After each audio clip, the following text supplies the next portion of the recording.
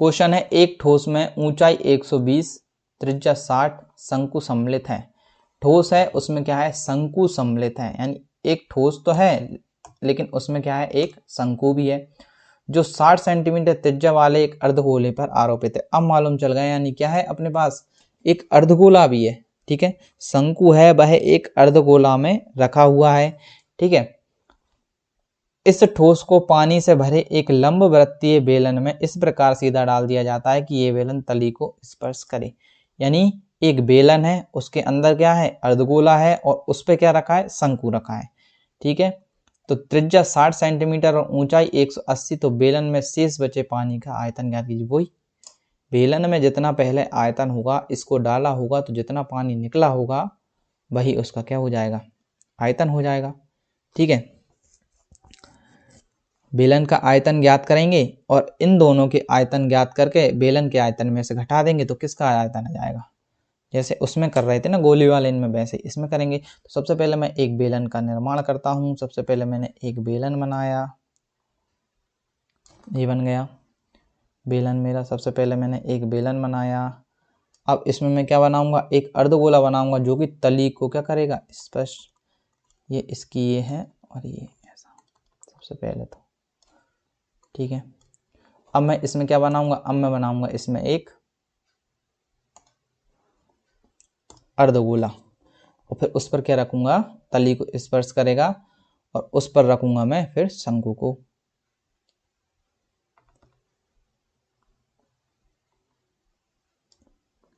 ये बन गया, ठीक है। अब इस पर क्या बना दूं मैं, एक शंकु को।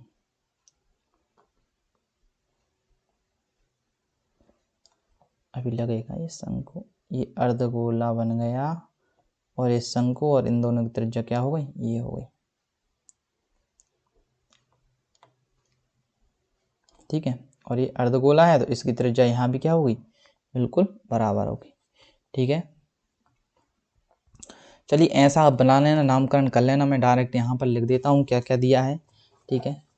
दिया है तो देखो ये आपका ये हो गया, ये हो गया आपका शंकु, ठीक है, ये शंकु, और ये इसकी यहाँ तक ऊंचाई हो जाएगी बेलन की, यहाँ से यहाँ तक, ठीक है। चलिए चलते हैं, मैं क्वेश्चन पे आता हूँ। अब सबसे पहले मैं लिख लेता हूँ क्या क्या दिया है, मैंने समझा दिया है आपको पूरे क्वेश्चन को। दिया है क्या क्या दिया है, सबसे पहले वो लिख लेता हूँ। मैं लिख लूँगा कि जो अर्धगोला है उसकी त्रिज्या। अब देखो अर्धगोले की त्रिज्या मैंने क्या बोला था, ये तीनों एक उसमें है, तो जो अर्धगोले की त्रिज्या होगी वही शंकु की त्रिज्या होगी और वही बेलन की त्रिज्या होगी, और वही कितनी होगी, 60 सेंटीमीटर, क्योंकि बेलन की त्रिज्या कितनी दी है मुझे, 60 सेंटीमीटर यहाँ पर दी है। तो वही किसकी होगी, क्यों, क्योंकि देखो, क्योंकि ये ना ये ऐसा है, ये जो शंकु है ना ये पूरा तल में रखा हुआ है।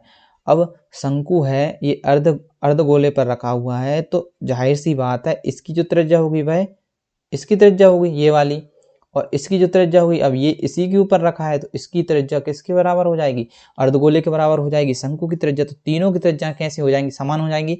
और हम पहले क्वेश्चनों में भी यही कर रहे हैं कि जो त्रिज्या है उनको हम बराबर मान रहे हैं। तो मैं यहाँ पर लिखूंगा अर्धगोले की त्रिज्या, अर्धगोले की त्रिज्या, अर्धगोले की त्रिज्या,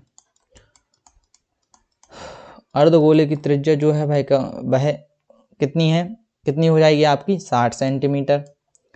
अर्धगोले की यही किसकी हो जाएगी, शंकु की त्रिज्या, शंकु की त्रिज्या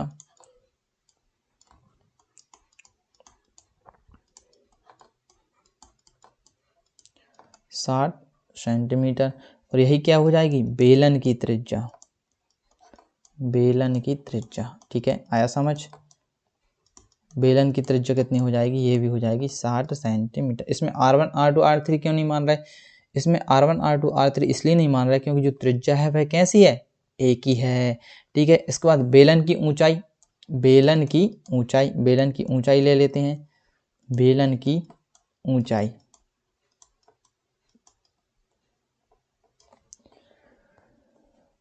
तो बेलन की ऊंचाई कितनी है, दी है यहाँ पर, तो बेलन की ऊंचाई कितनी है, जे है, इसकी ऊंचाई कितनी है 180। तो बेलन की ऊंचाई क्या मान लूंगा मैं, H1 मान लूंगा, 180 सेंटीमीटर मान लूंगा। क्यों, क्योंकि एक ऊंचाई और दी है मुझे, ये देखो 120, ठीक है, इसलिए मैंने इसको h1 मान लिया। अब जो 120 है वह किसकी है, शंकु की ऊंचाई, वह किसकी है, शंकु की ऊंचाई। तो शंकु की ऊंचाई भी मुझे मिल गई, वह कितनी है, जो जो दिया है वो लिख लो। शंकु की ऊंचाई h2 करके मान लूंगा मैं, और वह मैं कितनी मानूंगा, 120 सेंटीमीटर जो कि दी गई है। ठीक है, चलो नेक्स्ट चलते हैं, नीचे चलते हैं।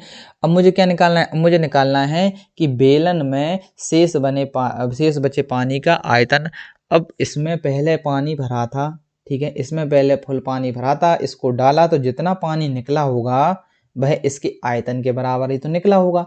तो पूरे बेलन के आयतन में से मैं यदि इसका जो आयतन है, जो पानी निकला है, उसको यदि घटा दूं तो इसमें जितना पानी बचेगा वो इसका आयतन हो जाएगा।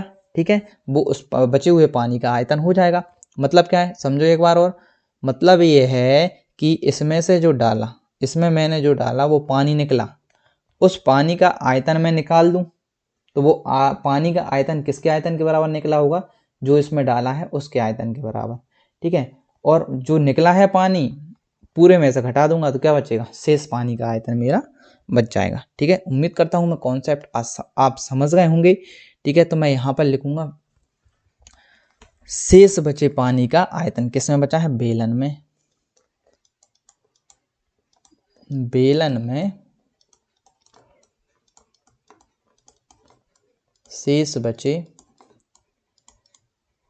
पानी का आयतन, पानी का आयतन। देखो ध्यान से देखो किसके बराबर हो जाएगा, सबसे पहले बेलन के आयतन, बेलन के आयतन, बेलन के आयतन में से, यानी बेलन जब फुल था, बेलन जब फुल भरा था उसके आयतन में से मैं किसको घटा दूंगा, उसके आयतन में से मैं घटा दूंगा शंकु, जो अपना शंकु का आयतन है और जो अर्धगोले का आयतन है।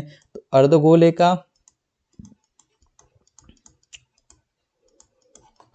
का आयतन प्लस शंकु का आयतन,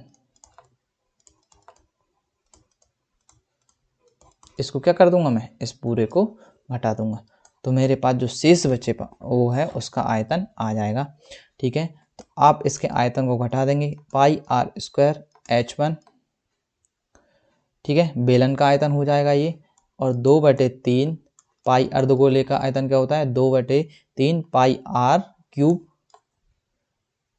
plus 1/3 pi r square h2। अब देखो मान आप रखोगे और कमेंट बॉक्स में उत्तर को कमेंट भी करोगे। ठीक है, इसमें नेक्स्ट चलते हैं। नेक्स्ट 8वां है जो कि लास्ट क्वेश्चन है इस सेशन का। ठीक है, एक आपके लिए होमवर्क है, यहाँ से आगे का आपके लिए